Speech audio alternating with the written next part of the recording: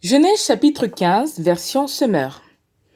Après ces événements, l'Éternel s'adressa à Abraham dans une vision. « Ne crains rien, Abraham, lui dit l'Éternel.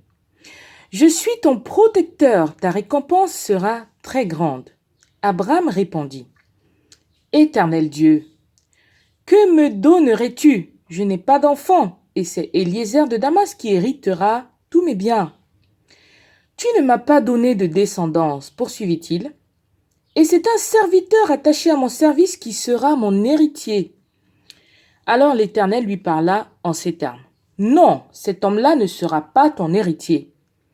C'est celui qui naîtra de toi qui héritera de toi. » Puis Dieu le fit sortir de sa tente et lui dit, « Contemple le ciel et compte les étoiles, si tu en es capable. » Et il ajouta, « Tes descendants seront aussi nombreux qu'elle. » Abraham fit confiance à l'Éternel, et à cause de cela, l'Éternel le déclara juste. Il lui dit, « Je suis l'Éternel qui t'ai fait sortir d'Our en Chaldée pour te donner ce pays en possession. » « Seigneur Dieu, répondit Abraham, « comment aurais-je la certitude que je le posséderai ?» Dieu lui dit, « Va chercher une génisse, une chèvre et un bélier ayant chacun 3 ans, une tourterelle et un jeune pigeon. » Abraham alla prendre ces animaux, les coupa tous en deux par le milieu, excepté les oiseaux, et pour chacun d'eux disposa les 2 moitiés face à face. Des oiseaux de proie fondirent sur les bêtes mortes, mais Abraham les chassa. Au moment où le soleil se couchait, une grande torpeur s'empara d'Abraham et en même temps, l'angoisse le saisit dans une profonde obscurité. Le Seigneur lui dit, « Sache bien que tes descendants vivront en étrangers dans un pays qui ne leur appartiendra pas.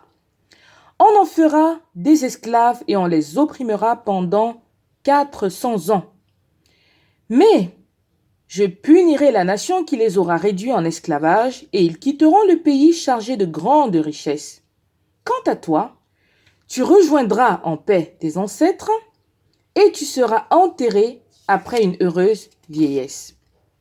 C'est seulement à la 4e génération que tes descendants reviendront ici, car jusqu'à présent, les Amoréens n'ont pas encore mis le comble à leurs crimes. » Lorsque le soleil fut couché et que l'obscurité fut totale, un tourbillon de fumée et une torche de feu passèrent soudain entre les animaux partagés.